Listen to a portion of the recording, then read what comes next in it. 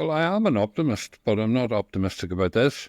I think it's not really a programme for government. I think it would be more honest to call it a vision for government, and to just accept, here's a direction of travel, here's some of the things we care about, here's some of the things we'd like to change or reform, but there's no detail about how they go about doing it or what resources would be allocated to that.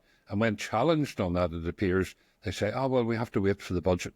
But the people who write the PFG write the budget, so they can put the money where the aspiration is if they so choose.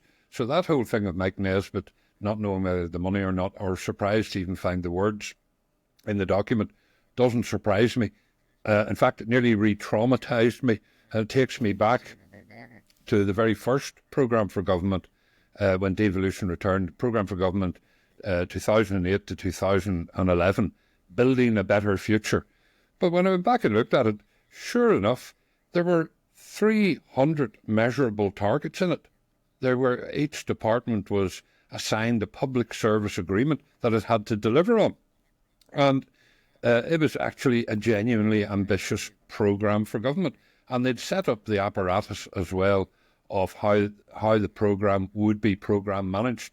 Now, I've every respect for the fact that our current executive only has 2 years to run, and that's not a lot of time to run programmes. But anyway, the success of that in the case of the first programme for government was it's actually the cause of its undoing.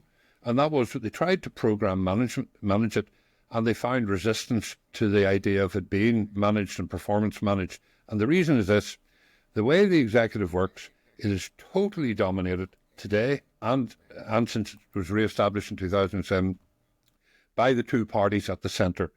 The non-DUP or Sinn Féin ministers are lucky to get some of the crumbs off the table.